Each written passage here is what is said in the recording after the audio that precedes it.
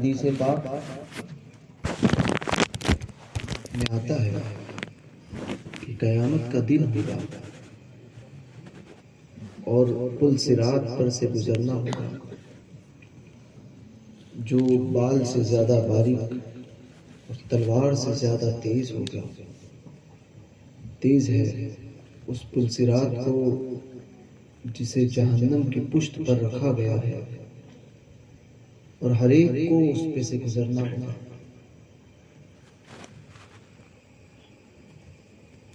اہل ایمان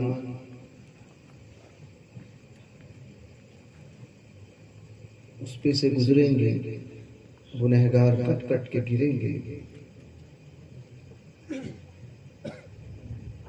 حدیث پاک ہے جس کا مفہوم ہے کہ ایک شخص جب پل صراط سے گزرنا چاہے گا، جب گزرنے لگے گا تو اس کے پیر لڑکھڑائیں گے اور قریب رہے گا کہ وہ اس میں گر جائے۔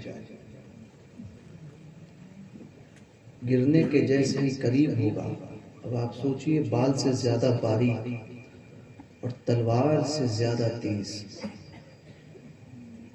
کس قدر اس کا معاملہ ہے سخت، اور نیچے جہنم جو آگ بل رہی ہے اس پہ سے پار پانا ہے۔ اعلیٰ حضرت فرماتے ہیں راہ پرخار ہے کیا ہونا ہے۔ سبحان اللہ بھی بولنا کہاں ہوتا ہے، یہاں پر اللہ اکبر کہنا چاہیے تھا۔ خیر، راہ پرخار ہے کیا ہونا ہے، پاؤں افگار ہے کیا ہونا ہے، بیچ میں آگ کا دریا حائل، قصد اس پار ہے کیا ہونا ہے۔ تو اس شخص کا قریب رہے گا کہ وہ گر جائے، اتنے میں ایک نورانی چہرہ اس کے سامنے نمودار ہوگا، سبحان اللہ، اور وہ اس کا ہاتھ تھام لے گا،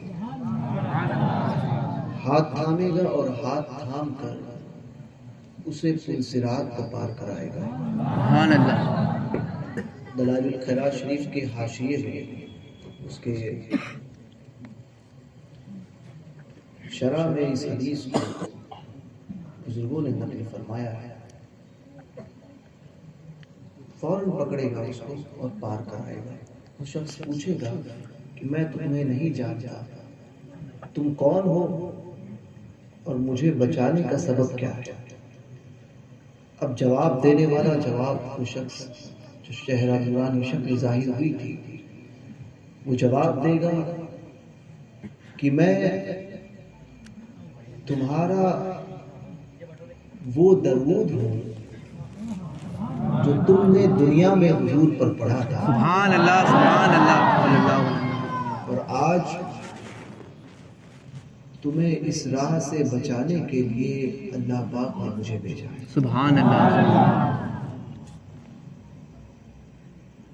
تو عقیدت اور محبت کے ساتھ پھر سے ایک مرتبہ درود پاک کا نغمہ بلند کریں۔ اللہم صل علی محمد صلی علیہ وسلم عباد محمد صلی علیہ وسلم وعلی ذویہ وآلہ ابد الدہور وکرما۔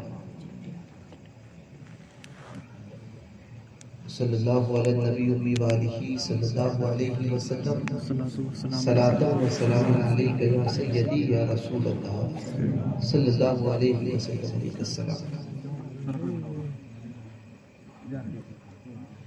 معمول کے اعتبار سے نعت پاک اور منقبت کے چند اشعار پیش کرتا ہوں۔ میرے ساتھ کوشش کریں ساتھ میں پڑھنے کی۔ تیری سرکار میں لاتا ہے رضا اس کو شفیع، جو میرا غوث ہے اور لاڈلا بیٹا تیرا۔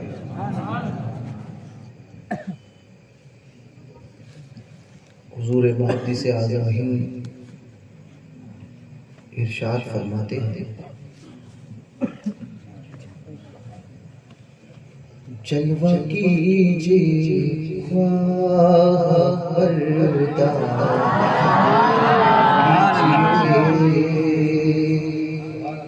جلوہ کیجئے خواہ پردہ کیجئے جلوہ کیجئے خواہ پردہ کیجئے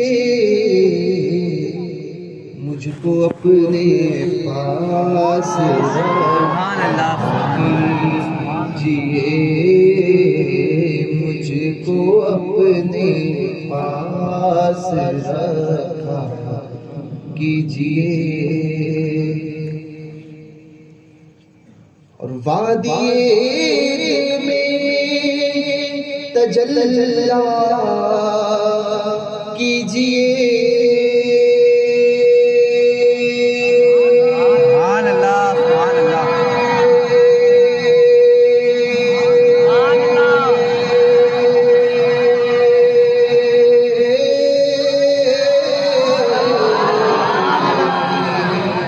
تجلی کیجئے وادی دل میں تجلی کیجئے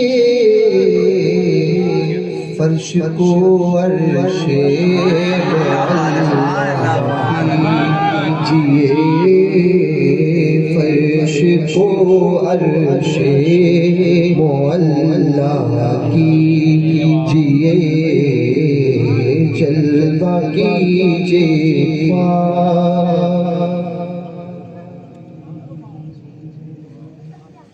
اور ان کو لانا ہے تو ایسا کیجئے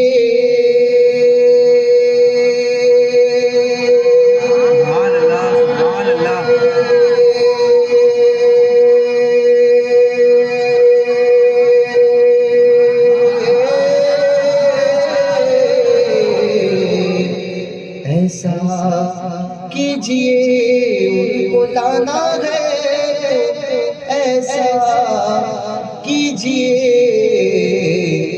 کعبہ دل کو مدینہ کیجئے کعبہ دل کو مدینہ کیجئے کعبہ کو مدینہ کیجئے اور گتھیاں تقوی کی سب کھل جائے گی گتھیاں تقوی کی سب کھل جائے گی ان کے رندوں سے نہ الجھا ان کے رندوں سے نہ الجھا کیجئے جلوہ کیجئے خواہ پردہ کیجئے اور عاقلی دانائیو فرزانگی سبحان اللہ سبحان اللہ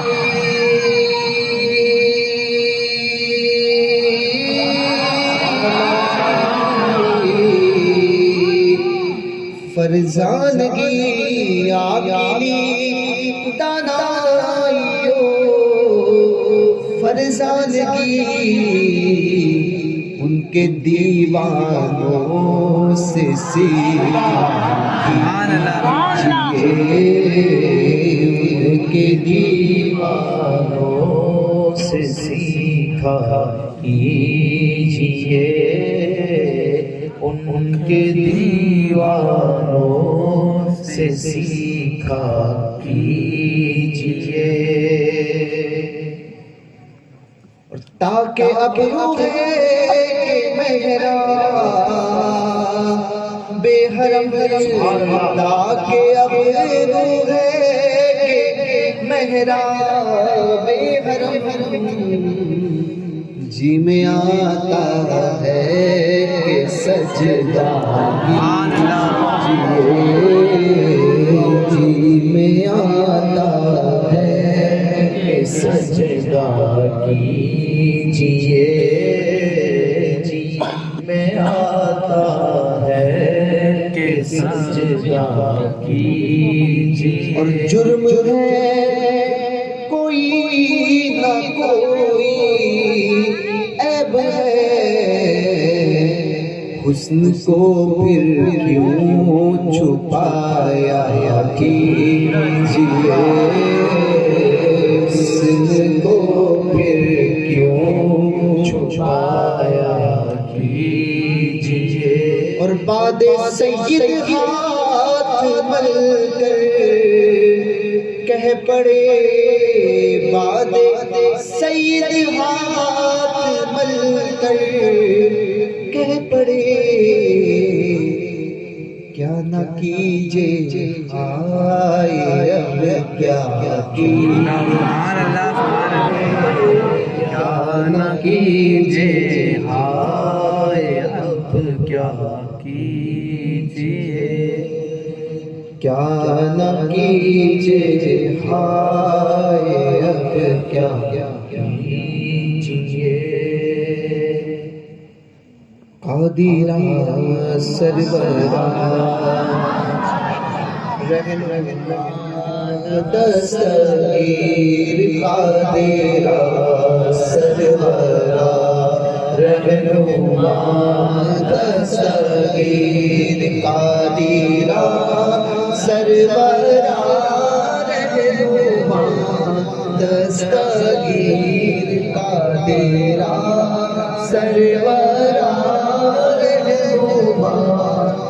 دستگیر غوث اعظم امام بے مبی بے نظیر غوث اعظم امام بے مبی بے نظیر ذکر سے تیرے ٹل جائے سب مشکلیں ذکر سے تیرے ٹل جائے سب مشکلیں ذکر سے تیرے ٹل جائے سب مشکلیں نام سے تیرے پائے رہائی اسیر نام سے تیرے پائے رہائی اسیر تجھ سے چاہے دے جس قدر چاہے دے تجھ سے چاہے دے جس قدر چاہے دے تجھ سے چاہے دے جس قدر چاہے دے تیری بخشش نرالی عطا بے نظیر تیری بخشش نرالی عطا بے نظیر تیرے زیر قدم اولیاء صفیہ تیرے زیر قدم اولیاء صفیہ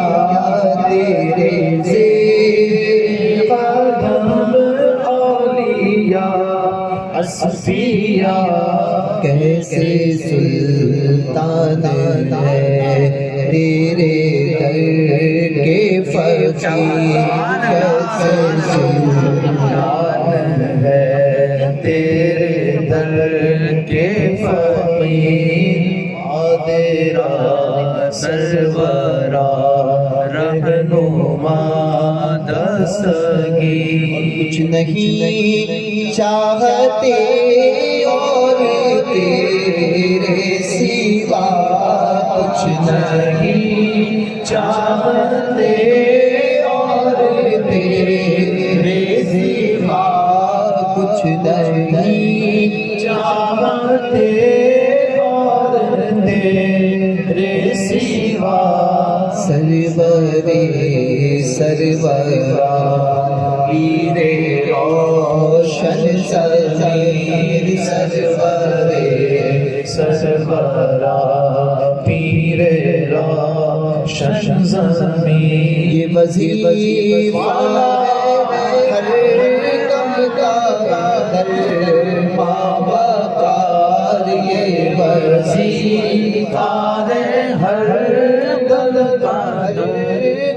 کا در مابقار یہ وظیفہ ہے ہر دم کا در مابقار سے اعظم مدد المدد دستگیر سے اعظم مدد المدد دستگیر سے اعظم مدد المدد دستگیر سے اعظم مدد المدد دستگیر سے اعظم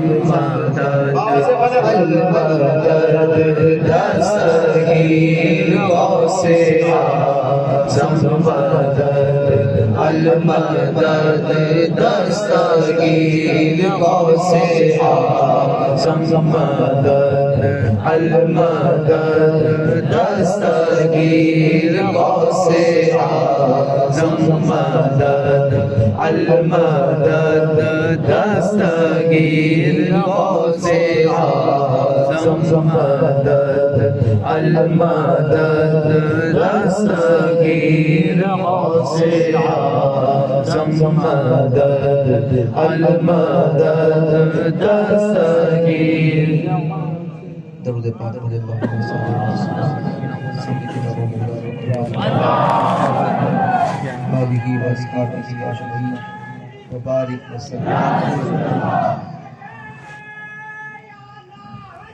زندہ باد زندہ باد زندہ باد زندہ باد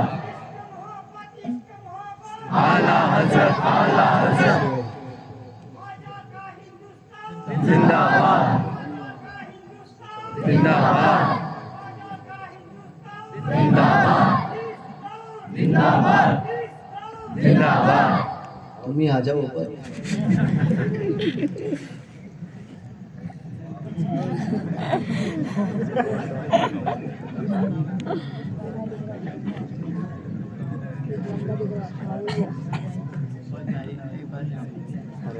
یہ بغداد کی سرزمین ہے.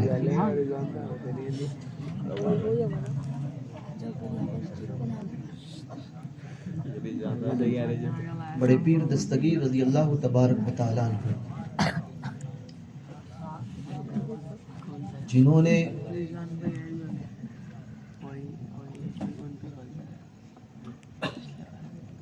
اپنے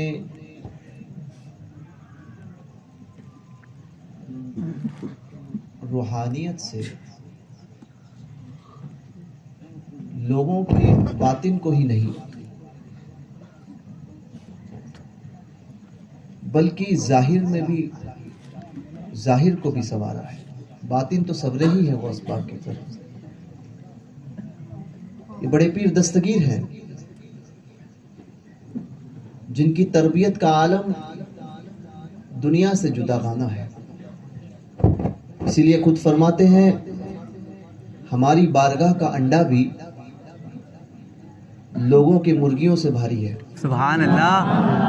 اسرار شریف کی روایت ہے نا مفتی صاحب. کیا بات. اسی لیے غوث پاک کے تعلق سے اعلیٰ حضرت فرماتے ہیں جو تیرا طفل ہے کامل ہے یا غوث. سبحان اللہ. یہاں دونوں مراد ہے, ایک تو اولاد بھی اور ایک طفل سے مراد بچے ولایت. میں اس کی اسی طرح سے کرتا ہوں, یعنی بڑے پیر دستگیر کی بارگاہ کی طرف جس نے قدم بڑھا دیا. بزرگوں نے فرمایا ہے کہ ابھی وہ سلسلہ قادریہ میں داخل ہی ہوا ہے، دیگر پر اس کی فضیلت ایسی ہے کہ جو آخر میں لوگ اوراد و وظائف اور چلہ کشی کے بعد میں پاتے ہیں، قادری غوث پاک کی نسبت سے قدم رکھنے کے بعد پاتا ہے۔ سبحان اللہ۔ یہ بڑے پیر دستگیر کا فیضان ہے۔ اسی لیے اعلیٰ حضرت فرماتے ہیں کہ جو کرنو سیر میں عارف نہ پائے، جو کرنو سیر، کرن مراد ہے 100 سال، ہے نا؟ 100 سال کا ایک کرن ہوتا ہے، تو کرنو سیر یعنی کئی 100 سال کی عبادت، مجاہدات، چلہ کشی کے بعد جو کرنو سیر میں عارف نہ پائے، یہ عارف آپ کے درمیان کوئی بیٹھا ہوا وہ نہیں ہے، یہ وہ ہے جو ولایت کو طے کرنے والا ہے، سمجھے؟ جو کرنو سیر میں عارف نہ پائے، وہ بن مانگے تجھے حاصل ہے یا غوث۔ سبحان اللہ۔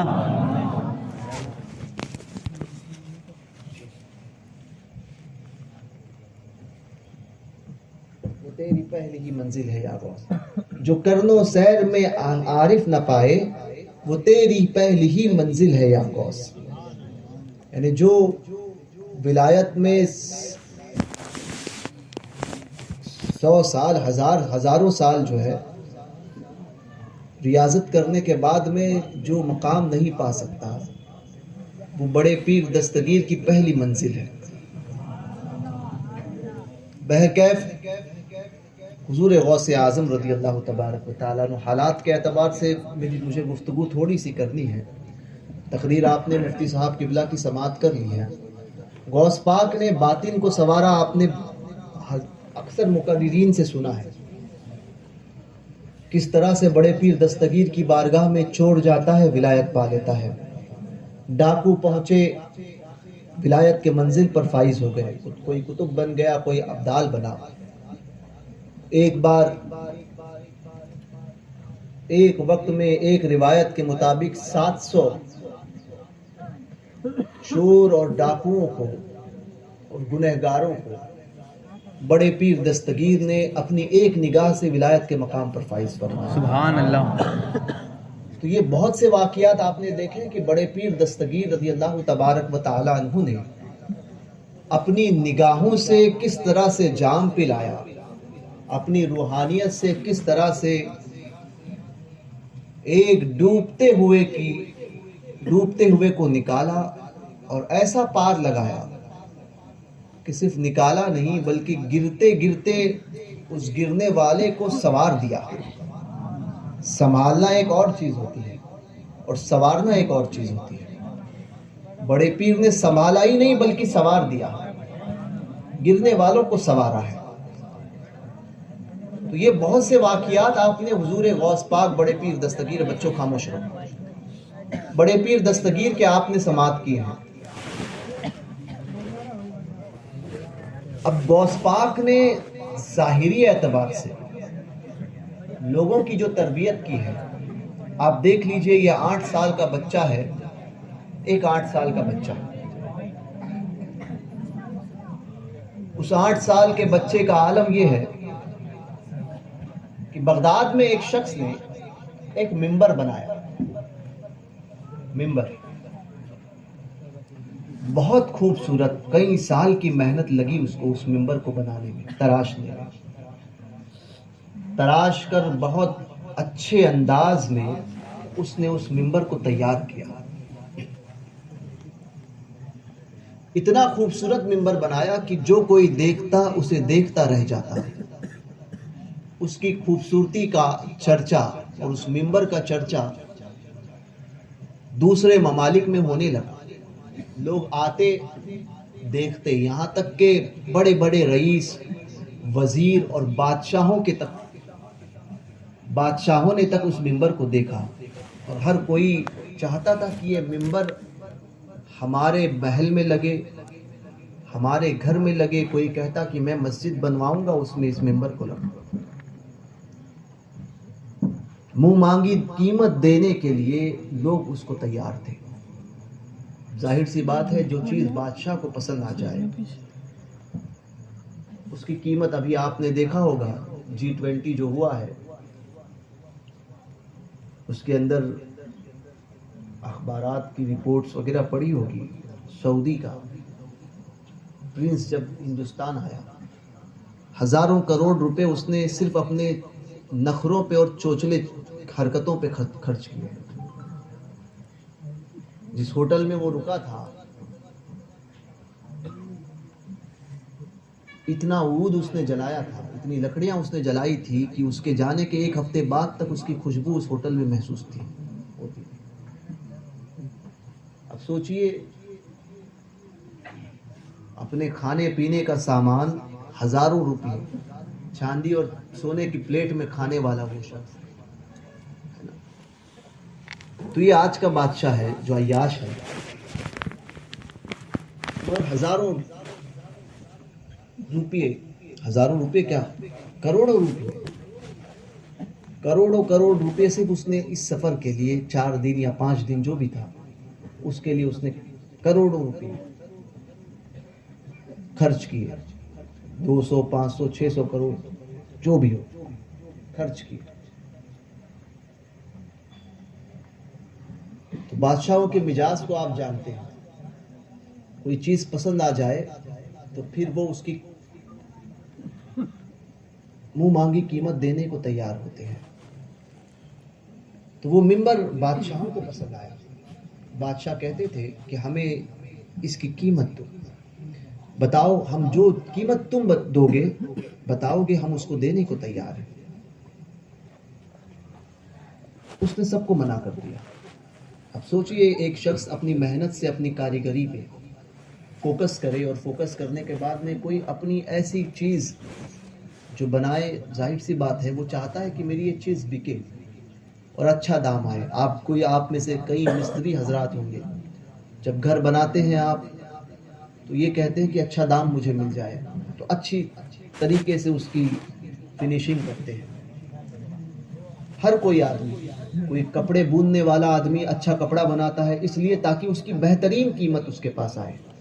مگر یہ ایک عجیب شخص تھا کہ جس نے سالوں سال لگائے منبر کو بنانے کے لیے، اور اس کے بعد میں منہ مانگی قیمت آ رہی ہے بادشاہوں کی طرف سے. ایک بادشاہ نہیں، کئی بادشاہ جو قیمت چاہتے ہیں وہ قیمت دینے کو وہ تیار ہیں.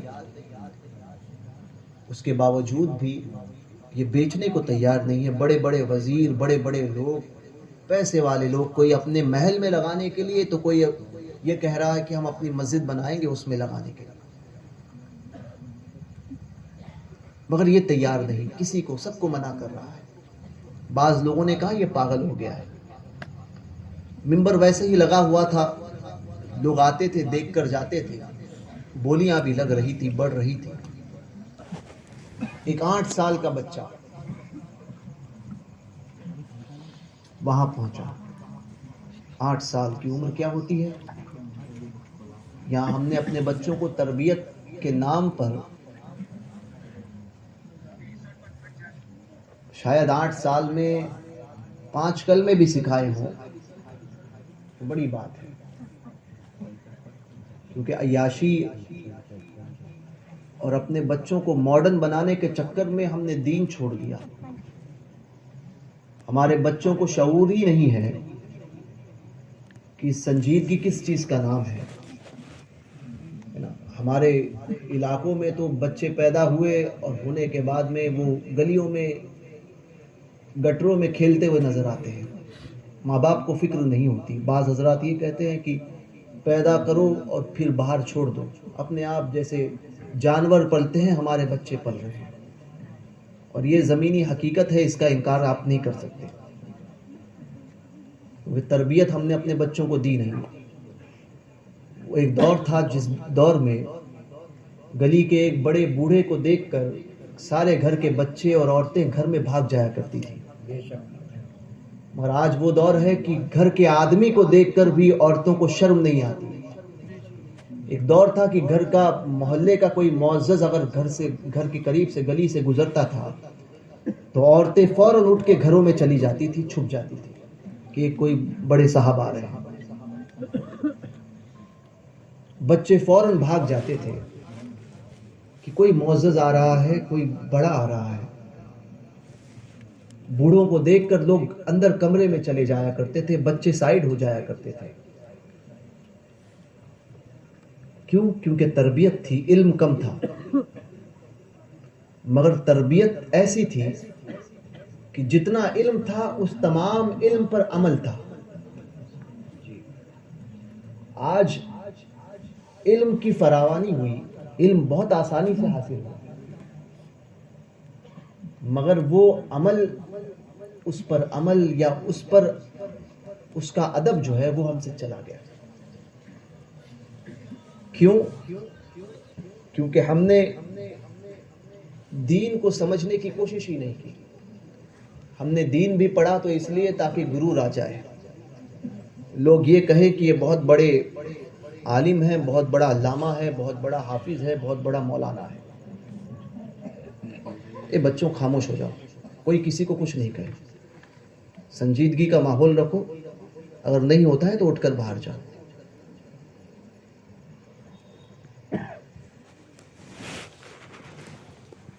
تو یہ ایک حال تھا ہمارے درمیان کہ بوڑھے جب جاتے تھے تو لوگ ادب کرتے تھے, عورتیں فوراً پردے کی آڑ میں چلی جاتی تھی.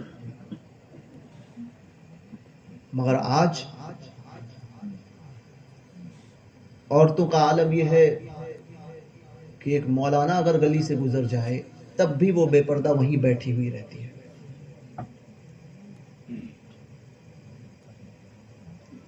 گھر کا کوئی فرد جو ہے وہ بڑا آدمی آ جائے تب بھی کھلے بال لے کر وہ وہیں پر گھر کے دروازے پر بیٹھی اور وہیں پر بال بنا رہی ہے.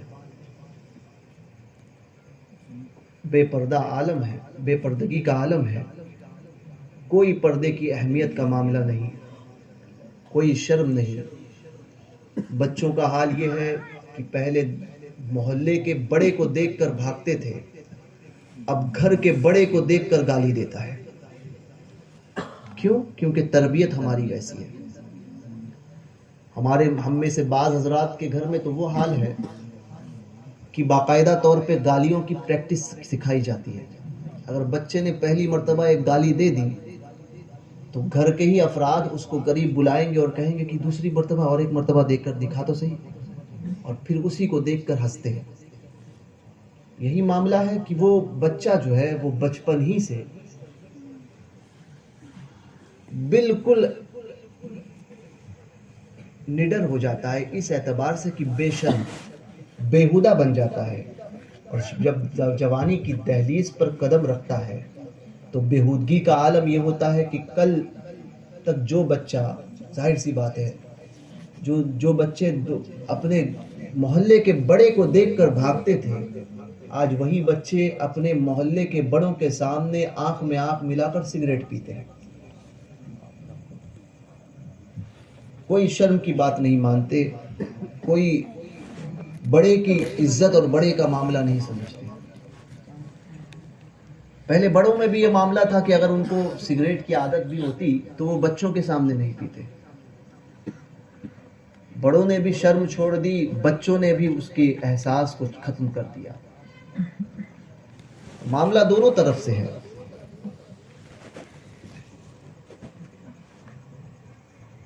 بچیاں ارتداد کا شکار ہوئی, کوئی کہنے کو جائے, اور ہمارے یہاں پر ایسا ہوا بھی کہ بعض جگہ پر محلے کے افراد نے یا شہر کے افراد نے بتانے کی کوشش کی تو جواب ماں باپ کی طرف سے یہ آیا کہ یا تو آپ ہمارے بچے پہ الزام لگا رہے ہو, یا تو اس کی اس حرکت سے ہم راضی ہیں, آپ کو کیا کرنا ہے, آپ ہوتے کون ہیں ہمارے گھر کے بیچ میں مداخلت کرنے والے.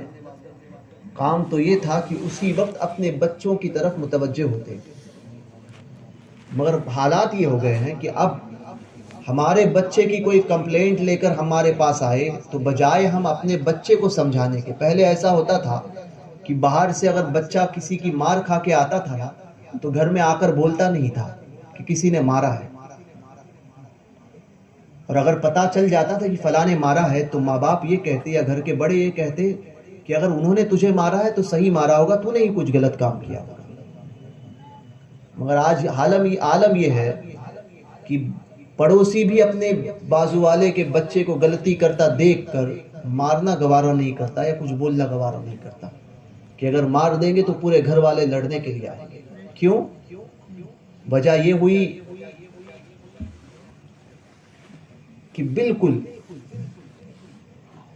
کسی دین سے ہمارا تعلق رہا نہیں، دین کی بات صرف ہم نے اپنی زبان پہ رکھی، اسے اپنی پریکٹیکل زندگی میں نہیں ہوتا۔ بہرکیف اپنی اولاد کو تربیت دو، جب تربیت دو گے تو پتہ چلے گا کہ تمہاری اولاد بڑے ہونے کے بعد میں تمہارا ادب کرتی ہے۔ اور آج تربیت نہیں دو گے، آج وہی ٹی وی پر ساس بہو کے سیریل دکھاؤ گے، ہے نا، اور الٹے چشمے دکھاؤ گے تو یہی حال ہوگا۔ بچے بالکل بے ڈھنگے ہو جائیں گے اور بالکل دنیا کے معاملات میں رنگ جائیں گے۔ حالات بدلنے کی وجہ کیا ہے؟ ٹی وی دیکھ رہے ہیں، ماں باپ بیٹھے ہیں، بیٹا اور بیٹیاں بیٹھی ہے نا، باپ بیٹی کے کندھے پر ہاتھ رکھ کر، جوان بیٹی کے کندھے پر ہاتھ رکھ کر، یا جوان بیٹی باپ کے گود میں سر رکھ کر، اور بیٹا جو ہے وہ ماں کی گود میں سر رکھ کر، جوان بیٹا ہے، جوانی کی دہلیز پر پہنچا ہے۔ اب علماء سے پوچھئے اس عمر میں جانے کے بعد میں کیا یہ حرکت اس بچے کے لیے جائز ہے؟ 10 سال میں جب بستر الگ کرنے کا حکم ہے، یہاں تو یہ ہے کہ باپ اپنی بیٹی کے گالوں پہ بوسہ دے رہا ہے اور اس کو شرم محسوس نہیں ہوتی، کندھے پر ہاتھ رکھ کر چلتا ہے۔ اور حال یہ ہے کہ وہ بیٹھ کر وہی گندے سیریل دیکھتے ہیں جس میں وہ گندی باتیں بتائی جاتی ہیں اور گندی پکچریں دیکھتے ہیں، اور جب کوئی گندا سین اس کے اندر آ جائے تو پھر بچے اور ماں اور بیٹا اور بیٹی اور باپ وہ دیکھ کر ہنستے ہیں، کیونکہ شرم مر چکی ہے، بے پردگی اتنی عام ہو چکی ہے۔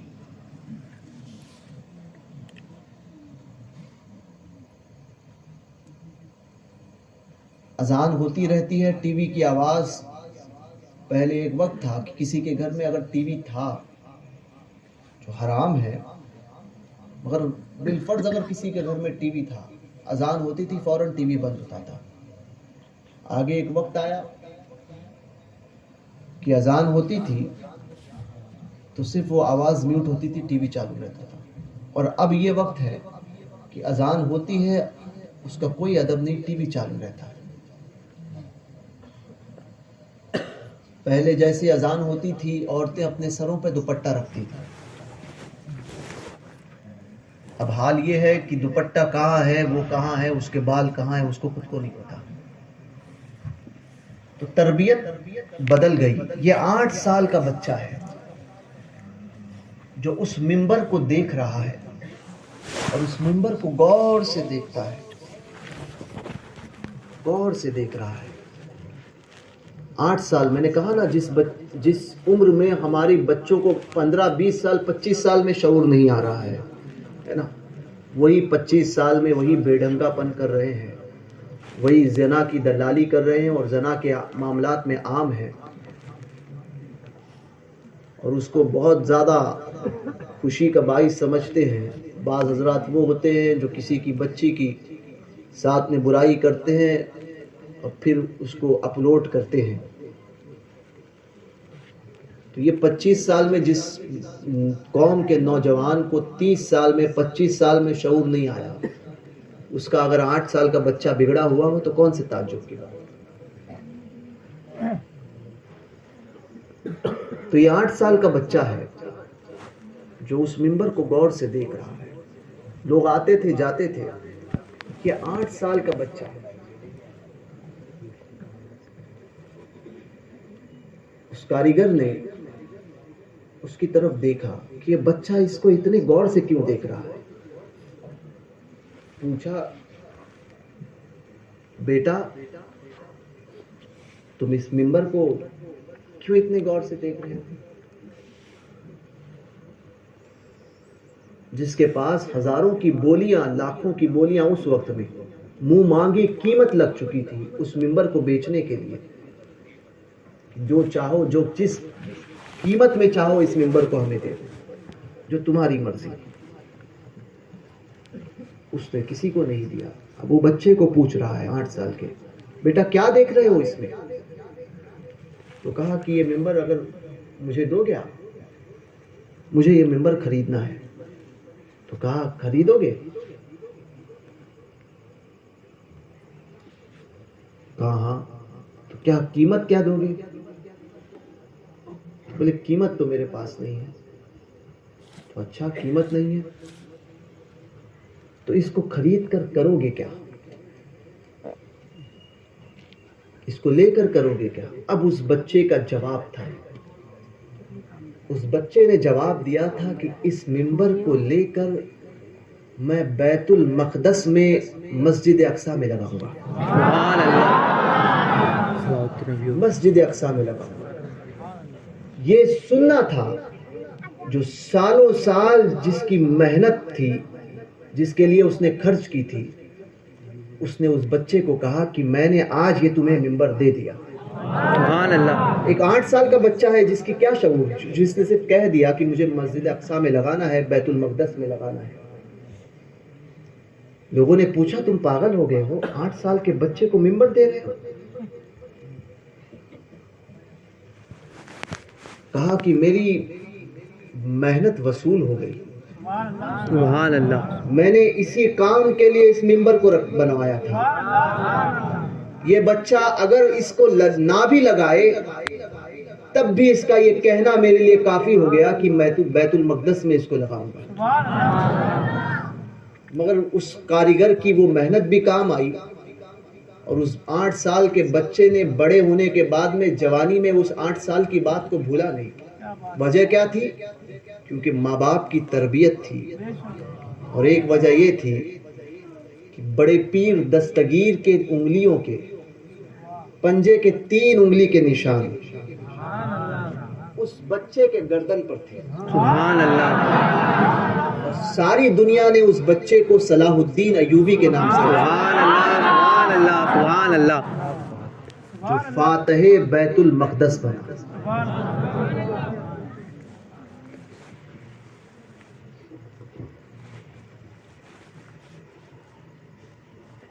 بڑے پیر دستگیر نے صلاح الدین ایوبی کے بچپن میں اپنا دست پاک رکھا تھا، 3 انگلیوں کے نشان اس کے گردن پر تھے، اور اس کو اس بات کا یقین تھا کہ کٹوں گا تو نہیں کبھی، سبحان اللہ، کیونکہ غوث پاک نے اپنی انگلی کے نشان رکھے ہیں، تو ہاتھ رکھا ہے۔ کیا دبے جس پہ حمایت کا ہو پنجا تیرا، شیر کو خطرے میں لاتا کتا تیرا۔ کیا دبے جس پہ حمایت کا ہو پنجا تیرا، شیر کو خطرے میں لاتا نہیں کتا تیرا۔ یہی بڑے پیر دستگیر، میں اپنی غوث پاک نے کیسے سمجھا۔ آپ دیکھیے بیت المقدس، آج حالات ہمارے سامنے ہیں، فلسطینیوں پہ ظلم کی انتہا ہوئی ہے۔ ظالموں نے نہ بچہ دیکھا، نہ بوڑھا دیکھا، نہ عورت دیکھی، صرف مارنا پتہ چل رہا ہے، مارتے جاؤ مارتے جاؤ مارتے جاؤ۔ اور بنام مسلم ممالک کچھ ملک یہ بہت برا ہو رہا ہے نا، وہ گیدھڑ وہ بھی خاموش ہیں، اور ایک ملک بولتا ہے کہ ہم ابھی اس کو تباہ کریں گے، ابھی تباہ کریں گے، ابھی تباہ کریں گے، لیکن وہ بھی دیوس ہے۔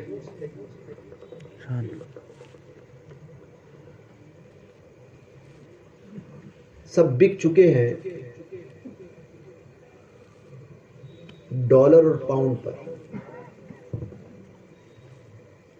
فلسطینیوں کا اللہ ہی حافظ ہے۔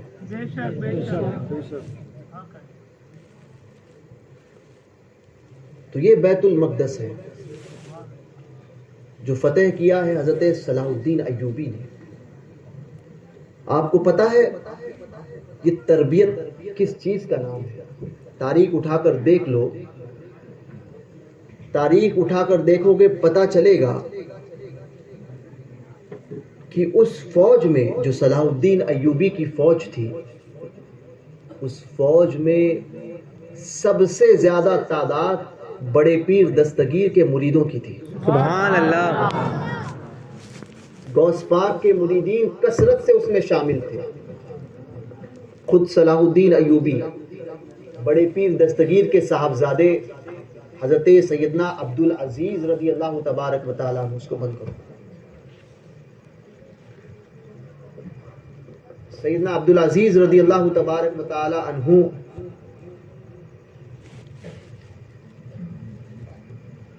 کے مرید تھے، اور خود سے غوث پاک کے صاحبزادے سیدنا عبدالعزیز رضی اللہ تبارک و تعالیٰ عنہ، یہ ہمارے دلیحالی رشتہ ہے حضرت سیدنا عبدالعزیز سے۔ ہماری دادی جو ہے وہ انہی کی اولاد میں ہے۔ سبحان اللہ۔ سیدنا عبدالوہاب سے ہمارا نسب ہے، بڑے صاحبزادے سے۔ تو سیدنا عبدالعزیز رضی اللہ تبارک و تعالیٰ عنہ، یہ خود غوث پاک کے صاحبزادے، غوث پاک کی تربیت دیکھو، غوث پاک کی تربیت کا یہ معاملہ تھا۔ سیدنا عبدالعزیز رضی اللہ تبارک و تعالیٰ عنہ صلاح الدین ایوبی کے فوج کے سپہ سالار تھے۔ سبحان اللہ۔ اور الحمدللہ جس سیف سے، جس تلوار سے سیدنا عبدالعزیز نے، وہ غوث پاک نے انہیں عطا کی تھی۔ سیدنا عبدالعزیز نے وہ جنگ لڑی تھی، الحمدللہ اس وقت وہ میری ملکیت ہے، سبحان اللہ۔ سبحان اللہ۔ میرے پاس ہے۔ بڑے پیر دستگیر کی وہ سیف بتاتے۔ تو بہرکیف کہنے کا مقصد یہ ہے کہ آپ دیکھیے غوث پاک کی تربیت، اپنی اولاد، اپنے مریدین اور اپنے خلفاء کو۔ اور آج ہمارے یہاں پر حالات اتنے خراب ہیں، آپ میں سے کتنے ایسے لوگ ہوں گے مجھے بتائیے کہ جہاں پر فلسطین کا معاملہ ہوا، ہمارے گلیوں میں، ہمارے محلوں میں، ہمارے مسجد میں، کیا آیت کریمہ کا ختم بھی کیا ہے؟ بتائیے، سب سوئے ہوئے ہیں، ٹی وی دیکھو، عیش کرو، تھیٹر میں جاؤ، رنگ ریلیاں مناؤ، شراب پیو، نشے بیچو، نشے خریدو، نشوں کے ساتھ میں دنیا گزارو۔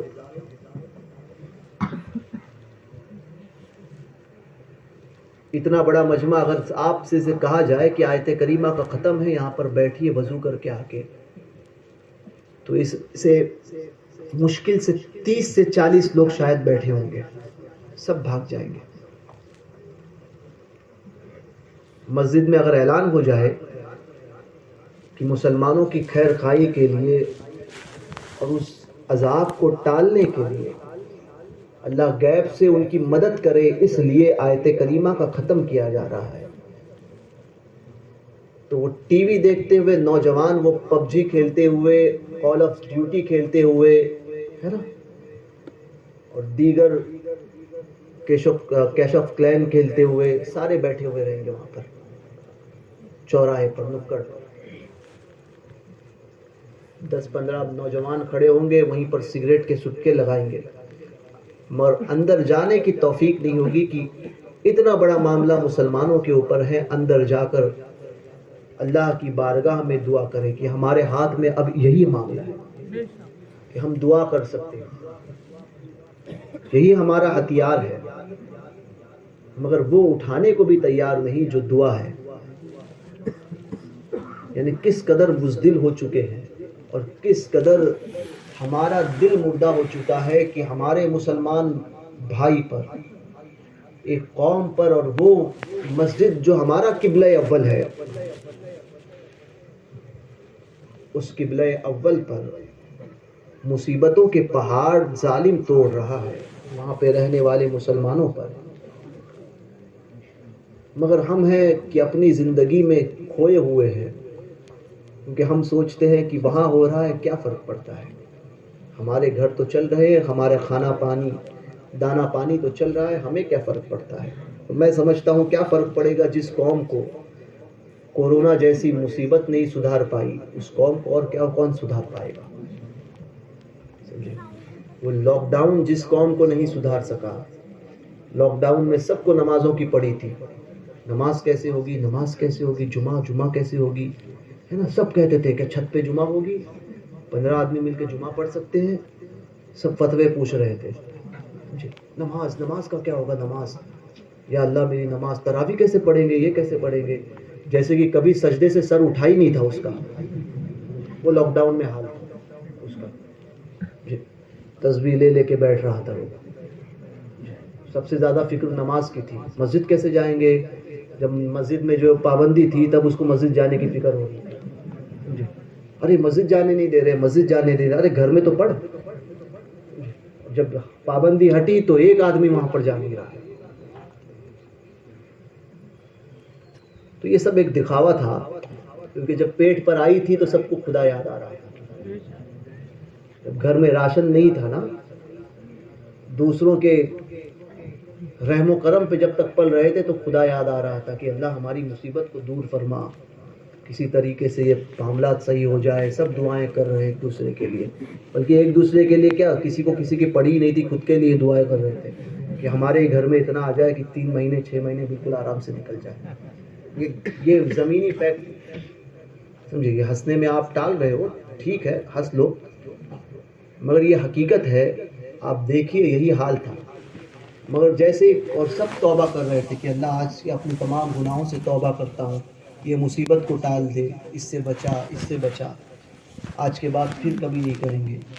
جس دن وہ ہٹا اس دن کے بعد سے آج تک یہی حال ہے کہ کون سا کورونا، کون سی مہاماری، کون سا معاملہ، سمجھے، اور کون سا لاک ڈاؤن کیا تھا، کچھ نہیں پتا، اسی زندگی میں اپنے آپ کو پھر سے لے کر آئے، کرو عیاش بھی، ہے نا، حالات یہی ہے، پیر صاحب آئے تو سر پہ ٹوپی، پیر صاحب گئے تو گھر پہ ٹوپی، یہی حال ہے، اور پھر چاہتے ہو کہ تبدیلیاں ہمارے پاس آئے، ہم اپنے محلے کو نہیں سدھار سکتے تو صوبہ اور ملک کو کیا صحیح کر سکتے ہیں، تو پھر آئیں گے وہی،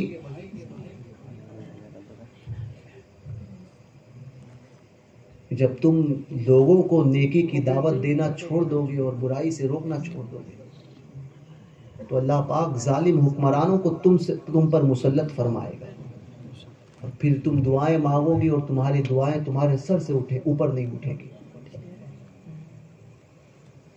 وہی حال ہے۔ سوچئے کہ آپ میں کتنے لوگوں میں تبدیلی کا معاملہ ہے، کتنے لوگوں کو یہ فکر ہوئی کہ مسجد اقصیٰ کا اتنا بڑا مسئلہ چل رہا ہے، فلسطین کے مسلمانوں پر اتنی زیادہ، لیکن ہماری ساری چیزیں جو ہے وہ ساری محبتیں اور سارا معاملہ صرف واٹس ایپ پر اور سٹیٹس پہ لگانے میں، فیس بک پر شیئر کرنے میں، انسٹاگرام پر، بس اسی میں ہم رہ گئے، وہ کر لیا تو سمجھ گئے کہ بہت بڑا کام دین کا کر لیا، سمجھے، واقعی ہم بہت بڑے دین کے خیر خواہ ہیں۔ اصل بات تو یہ تھی کہ اگر ایسا معاملہ ہو رہا ہے تو آپ لوگوں کی ذمہ داری تھی کہ محلوں میں پردے کے اہتمام کے ساتھ میں عورتیں، گلیوں میں مرد، مسجدوں میں مرد حضرات باقاعدہ طور پہ آیت کریمہ کو ختم کرتے،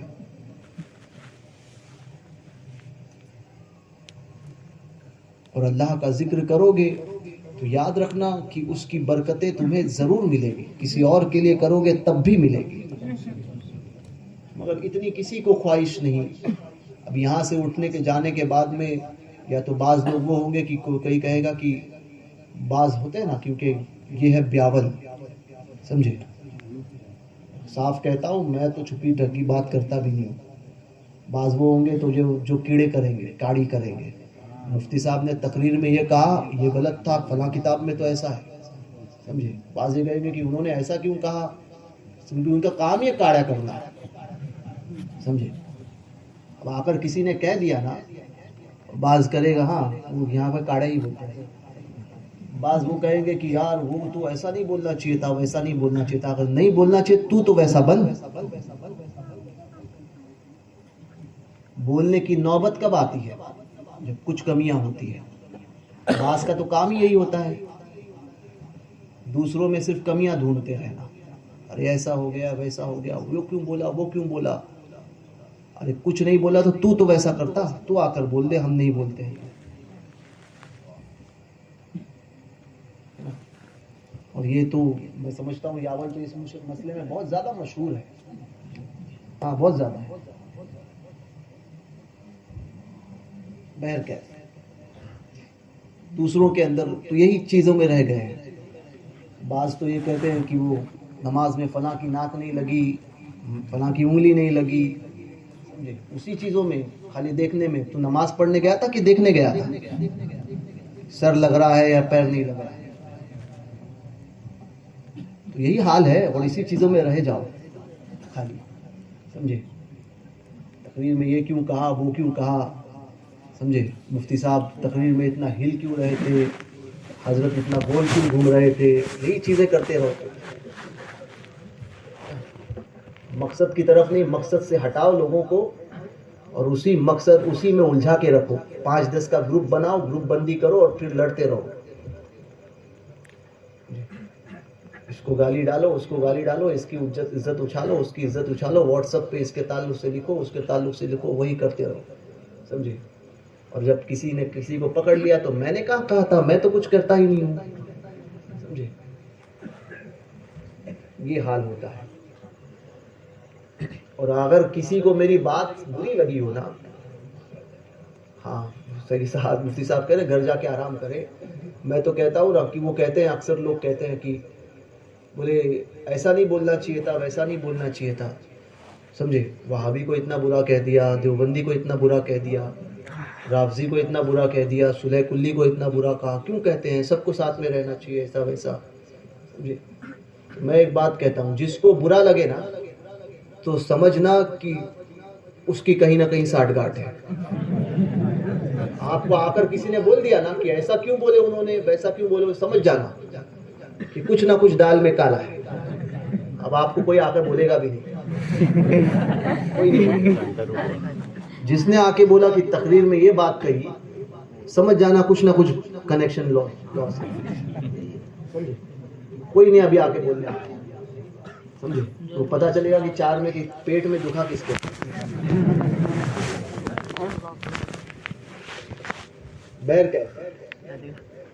تو ان سب چیزوں سے باہر آؤ, حقیقت کی, سمجھے. گراؤنڈ لیول پر دیکھو ہم ہے کہاں اور کیا کر رہے ہیں. جی کچھ چیزیں ہوتی ہے ہنسنے کے لیے, جو ہے وہ کچھ چیزوں کو کبھی کبھی ہنسا کر جو ہے وہ سنایا جاتا ہے, مگر اس کی سنجیدگی کو سمجھنے کی کوشش کرو. حالات کیا چل رہے ہیں اور ہم کہاں ہیں, اس سنجیدگی کو سمجھو, سمجھے. ہم کچھ نہیں کر سکتے, ہمارے پاس اتنا پیسہ نہیں کہ وہاں پر پہنچائے اور ان لوگوں کی, ان غریبوں کی مدد کریں, ان یتیموں کو سہارا دیں. اتنا نہیں ہے, نہ جانے کے لیے پہنچانے کے لیے کوئی سورس ہے, مت کرو. یہ تو کر سکتے ہو نا کہ کم از کم اپنی مساجد میں, اپنے محلوں میں ان کے لیے دعاؤں کا اہتمام کرو, ختمات پڑھا کرو. یہ تو آپ کر سکتے ہو. اور سنجیدگی کے ساتھ میں اتنے لوگ ہیں, اور اتنے لوگ بیٹھ جائے اگر کسی ختم میں کہ, تو میں سمجھتا ہوں 1.25 لاکھ کیا 12 لاکھ مرتبہ تھوڑی دیر میں ہو جائیں گے. آیت کریمہ کا ختم کرو, کہیں یا سلاموں کا ختم پڑھو, ہے نا, کہیں درود پاک کا ختم کرو, کہیں یا شیخ عبد القادر جیلانی شین اللہ کا ختم کرو. پڑھو تو صحیح, کچھ تو کرو, کچھ تبدیلی ہونی چاہیے, سمجھے. کب تک اس ماحول میں رہو گے آپ. وہ عورتیں, وہ خواتین, وہ بھی اس بات کو سمجھے کہ اپنی زندگی میں تبدیلیاں لاؤ. یہ گھروں کے باہر بیٹھ کر ایک دوسرے سے لڑنا اور ایک دوسرے سے برائیاں کرنا, سمجھے, بے پردہ گھومنا اور بازاروں میں جانا بے پردگی کے ساتھ میں اور سودے لینا, اس سے باز آ کر اپنے گھروں کا رخ کرو. یہ مردوں کا کام ہے اور گھر کے مرد حضرات جائیں اور سودے لیں, بازار لائیں روز کا. یہ عورتوں کا کام نہیں ہوتا سودا لانا. پوچھیے ان علماء سے یہ ذمہ داری کس کی ہے. مگر تقریر ہوتی ہے صبح ہوئی اور صبح کے بعد میں پھر وہی معاملہ, یا کسی کے ادھر 4 دن وہ چیز دکھے گی, 5ویں دن سے وہی حالت. تبدیلی کب لاؤ گے؟ یہ تبدیلی جب تک نہیں آئے گی تب تک ہمارے حالات بدلیں گے نہیں. اس بات کو لکھ کر لیجئے, موت سر پر کھڑی ہے, سر پر. کب کس کا بلاوا آ جائے اور کب اپنے رب کے روبرو پیش ہو جائے کوئی ہم میں سے نہیں جانتا. ایک بزرگ فرماتے ہیں 2 چیزوں نے میری زندگی کے تمام لذتوں کو ختم کیا. 2 چیزیں. ہنستے نہیں تھے, کھاتے نہیں تھے, روتے رہتے تھے. کسی نے پوچھا تھا, مختصر سا کچھ کھا لیا, روتے تھے, خوف کے مارے کانپتے تھے. پوچھا گیا حضور آپ اتنا روتے کیوں ہیں, اتنا گریا کیوں فرماتے ہیں, آپ اتنا خوف زدہ کیوں رہتے ہیں؟ تو فرمایا کہ 2 چیزوں نے میری زندگی کی لذتوں کو ختم کیا. کہا حضور وہ کیا ہے؟ فرمایا کہ ایک موت آئے گی, اور دوسری اپنے رب کے روبرو حاضر ہونا ہے, رب کی بارگاہ میں کھڑا ہونا ہے. ان دونوں چیزوں نے میری کمر کو جھکا دیا ہے اور میری تمام زندگی کی لذتوں کو ختم کر دیا ہے. اب آپ سوچئے کہ ہماری زندگی کہاں ہے. ہم نے تو یہ ہماری زندگی سے تصور ہی بھلا گیا ہے. بھول چکے ہیں کہ ہمیں مرنا ہے نا. مرنے کا تصور ہماری زندگی سے ختم ہو گیا. زندگی کو ہم سب کچھ سمجھ بیٹھے ہیں. اپنے رب کے روبرو حاضر ہونا ہے, یہ تصور ہماری زندگی سے ختم ہو گیا ہے. ہم یہی سمجھتے ہیں کہ عیش و عشرت کرو, یہاں پر جتنی زندگی جینا ہے خوب کھاؤ پیو موج مستی کرو, اپنے آپ معاملات کے ساتھ میں رہو, خوب جتنا گھومنا ہے گھومو, رنگ ریلیاں منانا ہے مناؤ, اور اپنی زندگی میں عیش و عشرت کرو, جو چاہے کرو. کیا کرنا ہے آئے گی جب دیکھا جائے گا. یہی چیزیں ہم نے سوچ کے رکھا ہے. اور بعض تو یہ سوچتے ہیں کہ مرنا ہی نہیں ہے. تو ایسا نہیں ہونا ہے. بس یہی پیغام ہے. بڑے پیر دستگیر کا مبارک مہینہ چالو ہے. غوث پاک فرماتے ہیں کہ کوئی مصیبت میں ہو اور وہ اگر پانی پر میرے کچھ نہ میسر آئے, اس کے پاس کچھ نہ ہو, فرماتے ہیں پانی پر میرے نام کی فاتحہ دلا دے. پانی پر فرماتے ہیں میری غیرت کو گوارا نہیں, میں ایسا غیور ہوں کہ وہ مجھے پکارے, کچھ نہ پانی ہی تھا. میں ایسا غیور ہوں کہ وہ مجھے پکارے اور میں اس کی مراد کو پورا نہ کروں. ایسا ہو ہی نہیں سکتا. فرماتے ہیں وہ کچھ نہ میسر آئے, پانی مل جائے, پانی پر میری فاتحہ دے, میں اس کی مراد کو پہنچوں گا, پورا کروں گا. یہ کب ہوگا؟ آج تو ہم ناریل پہ ناریل پیر کے دن کاٹتے ہیں, ٹکڑے کرتے ہیں, میں نے بتایا تھا پہلے, اور پھر اس میں شکر ڈالتے ہیں, فاتحہ دلاتے ہیں. وہ آ کے کہتے ہیں کام ہوا نہیں ابھی تک, اتنے مہینے سے کر رہے ہیں, اتنے ہفتے سے کر رہے ہیں. میں نے کہا کام ہونے کے لیے ایک تو عقیدت مضبوط ہونی چاہیے. سمجھے, بڑے پیر کی بارگاہ میں دینے کی دینی نہیں ہے. یہاں تو عقیدتوں کا معاملہ ہی ایسا ہے کہ یعنی ہمارا کام یہ ہوتا ہے کہ ہم معاذ اللہ یہ سمجھتے ہیں کہ یہ رشوتیں دے رہے ہیں, یہ کریں گے تو ہی ہمارے کام ہوں گے. اور اس میں بھی ہوتا ہے کہ فاتحہ تو دلا رہے, کام ہوگا کہ نہیں ہوگا. تو یہ شک و شبہات جب تک رہیں گے تب تک فیض نہیں ہوتا. عقیدتیں مضبوط کرو اور پھر دیکھو کہ بزرگوں کا فیض کس چیز کو کہتے ہیں, فیضان کس چیز کا نام ہے. تو یہ چیز دھیان میں رکھیے. تبدیلی چاہتا ہے یہ دور. خدا نہ خواستہ اللہ خیر فرمائے بیت المقدس پر اور اس کی حفاظت فرمائے. آمین.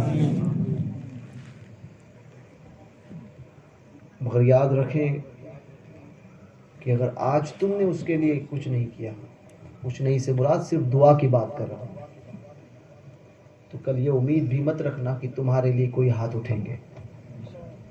یاد رکھنا سوال ہوگا تم سے اور ہم سے کہ جب مسلمان وہاں پر کٹ رہے تھے، مر رہے تھے، تو تم نے کیا کیا؟ کیا جواب دے گو؟ یہی عیش و عشرت میں گزار رہے تھے، سو رہے تھے، سن رہے تھے، صرف واٹس ایپ اور فیس بک پر ایک پوسٹ شیئر کر دیا اور کہہ دیا کہ ہمارا کام ہو گیا، اسٹیٹس لگا دیا اور کہہ دیا ہمارا کام ہو گیا. یہ عذر کام نہیں آئے گا. زندگی ہے، تبدیلی چاہتی ہے یہ زندگی آپ سے. کچھ بدلاؤ لاؤ، اوراد و وظائف کی پابندی کرو. یہ بڑے پیر کا مہینہ ہے. غوث پاک تو عام دن میں فریاد کو پہنچتے ہیں، یہ تو خاص ان کی نسبت رکھتا ہے. غوث پاک کو سچی عقیدت کے ساتھ یاد کرو. اللہ تبارک و تعالیٰ کہنے سننے سے زیادہ مجھے عمل کی توفیق عطا فرمائے. 11ویں شریف کی 11 تاریخ 26 تاریخ آ رہی ہے. شب کون سی آ رہی ہے؟ 26 کو آ رہی ہے. ہاں، بڑی شب جو ہے 26 تاریخ کو ہے. اور بمبئی میں میری قیام گاہ پر کے پاس ہی باہر ہی 11ویں شریف کی محفل کا انعقاد بھی ہوتا ہے، اور علماء کے بیانات اور ثنا خان حضرات جو ہے بارگاہ غوثیت میں اپنا خراج عقیدت بھی پیش کریں گے. غوث پاک سرکار مفتی اعظم کی نسبت سے غوث پاک کا کل شریف 1:40 کو ہوگا. تو آپ تمام حضرات کو میں دعوت پیش کرتا ہوں، علماء اور تمام حاضرین کو کوشش کریں تشریف لائیں. 26 تاریخ یعنی 11ویں شریف کی بڑی شب جو ہوگی، بڑی شب میں پروگرام ہے. اللہ تبارک و تعالیٰ آپ سب کو، ہم سب کو شاد و آباد رکھے. بڑے پیر دستگیر کے فیضان سے ہم سب کو مالا مال فرمائے.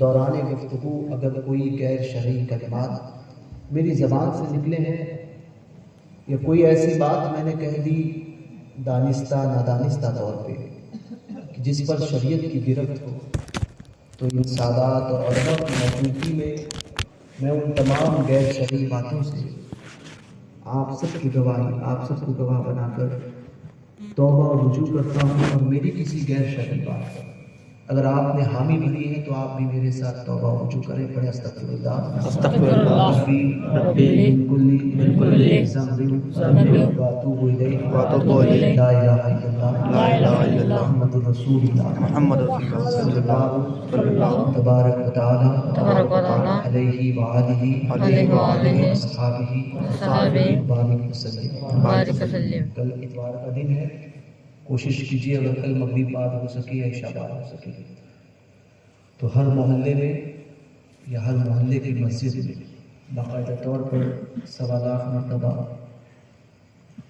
آیت کریمہ کا ختم ہو. بہت سے فائدے ہیں ان کے لیے بھی اور آپ کے محلے اور آپ کے شہر کے لیے بھی.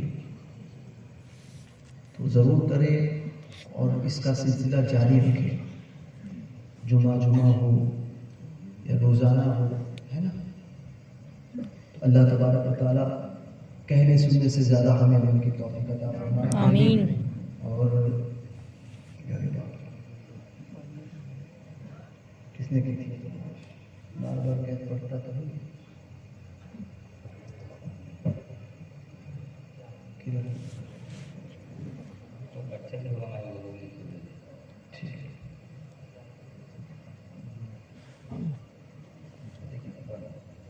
من کا بات ہے.